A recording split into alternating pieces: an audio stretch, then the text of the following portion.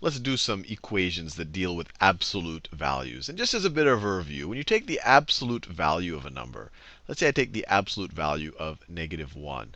What you're really doing is you're saying how far is that number from 0? And in the case of -1, if we draw a number line right there, that's a very badly drawn number line. So if we draw a number line right there, that's 0. You have a -1 right there. Well, it's 1 away from 0. So the absolute value of -1 is 1. And the absolute value of 1 is also, it's also 1 away from 0. It's also equal to 1.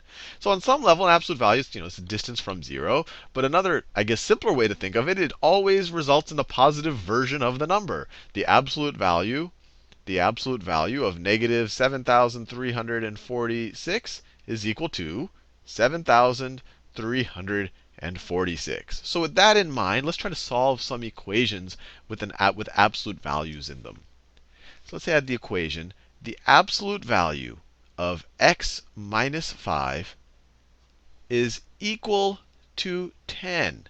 And one way you can interpret this, and I want you to think about this, this is actually saying that the distance between x and 5 is equal to 10. So how many numbers that are exactly 10 away from 5? And you can already think of the solution to this equation, but I'll show you how to solve it systematically.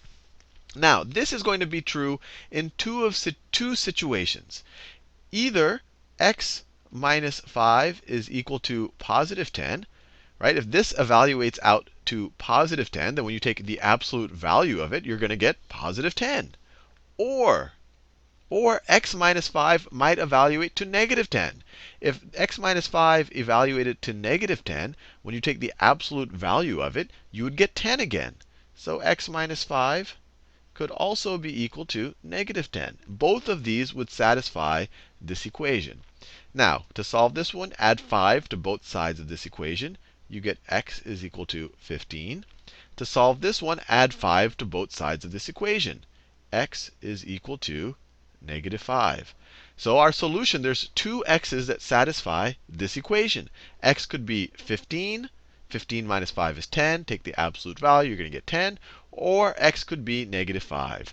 -5 minus 5 is -10. Take the absolute value, you get 10. And notice, both of these numbers are exactly 10 away from the number 5. Let's do another one of these. Let's do another one. Let's say we have the absolute value of x plus 2 is equal to 6. So what does that tell us? That tells us that either x plus 2, that the thing inside the absolute value sign is equal to 6, or the thing inside of the absolute value sign, the x plus 2, could also be -6, right? If this whole thing evaluated to -6, you take the absolute value, you'd get 6. So or x plus 2 could equal -6. And then if you subtract 2 from both sides of this equation, you get x could be equal to 4. If you subtract 2 from both sides of this equation, you get x could be equal to -8. So these are the two solutions to the equation. And just to kind of have it gel in your mind that absolute value, you can kind of view it as a distance, you could rewrite this problem as the absolute value of x minus -2 is equal to 6. And so this is asking me, what are the x's that are exactly 6 away from -2? Remember, up here we said, what are the x's that are exactly 10 away from +5, right? Whatever number you're subtracting from +5. These are both 10 away from +5. This is asking, what is exactly 6 away from -2? And it's going to be 4 or -8. You could try those numbers out for yourself. Let's do another one of these. Let's do another one, and we'll do it in purple. Let's say we have the absolute value of 4x. I'm going to change this problem up a little bit. 4x minus 1. The absolute value of 4x minus 1 is equal to, actually, I'll just keep it, is equal to 19. So just like the last few problems, 4x minus 1 could be equal to 19. 4x minus 1 could be equal to 19. Or 4x minus 1 might evaluate to -19, because then when you take the absolute value, you're going to get 19 again. Or 4x minus 1 could be equal to negative 19. And then you just solve these two equations. Add 1 to both sides of this equation. We could do them simultaneously even. Add 1 to both sides of this. You get 4x is equal to 20. Add 1 to both sides of this equation. You get 4x is equal to negative 18. Divide both sides of this by 4. You get x is equal to 5. Divide both sides of this by 4. You get x is equal to negative 18 over 4, which is equal to negative 9 halves. So both of these x values satisfy the equation. Try it out. Negative 9 halves times 4. This will become a negative 18. Negative 18 minus 1 is negative 19. Take the absolute value, you get 19. You put a 5 here. 4 times 5 is 20 minus 1 is positive 19. So you take the absolute value. Once again, you'll get a 19. Let's try to graph one of these just for fun. So let's say I have y is equal to the absolute value of x plus 3. So this is a function or a graph with an absolute value in it. So let's think about two scenarios. There's one scenario where the thing inside of the absolute value is positive. So you have the scenario where x plus 3, I'll write it over here, x plus 3 is greater than 0. And then you have the scenario where x plus 3 is less than 0. Right?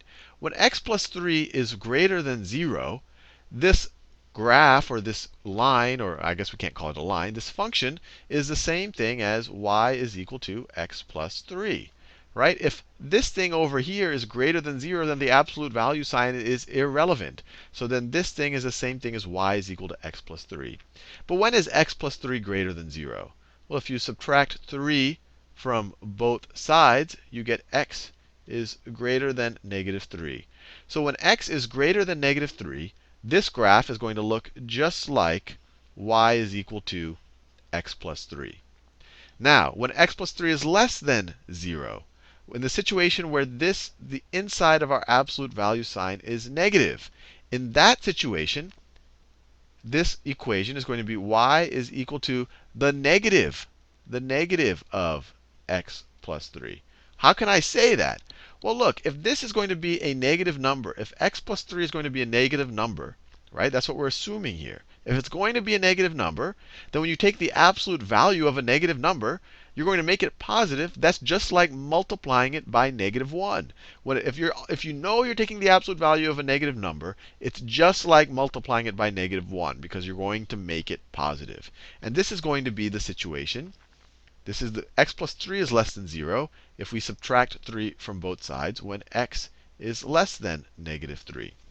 So when x is less than negative 3, the graph will look like this. When x is greater than negative 3, the graph will look like that. So let's see what that would make the entire graph look like. Let me draw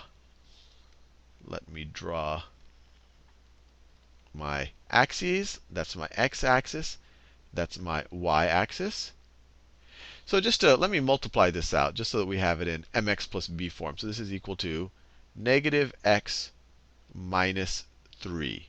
Negative x minus 3. So let's just figure out what this graph would look like in general. Negative x minus 3. Negative x minus 3. The y-intercept is negative 3. So 1, 2, 3. And negative x means it slopes downward, has a downward slope of 1. So it would look like this. It would look like this. The x-intercept would be at x is equal to, so if you say y is equal to 0, that would happen when x is equal to negative 3. So it's going to go through that line, that point right there. And the graph, if we didn't have this constraint right here, would look something like this. It would look something like that. That's if we didn't constrain it to a certain interval on the x-axis. Now this graph, what does it look like? Let's see. It has this y-intercept at positive 3, just like that. And where's its x-intercept? When y is equal to 0, x is negative 3. So it also goes through that point right there and has a slope of 1. So it would look something like this. That's what this graph looks like. Now, what we figured out is that this absolute value function, it looks like this purple graph when x is less than negative 3. So when x is less than negative 3, that's x is equal to negative 3 right there. When x is less than negative 3, it looks like this purple graph right there. So that's when x is less than negative 3. But when x is greater than negative 3, it looks like the green graph. It looks like that. So this graph looks like the strange v. When x is greater than negative 3, this is positive. So we have the graph of, we have a positive slope.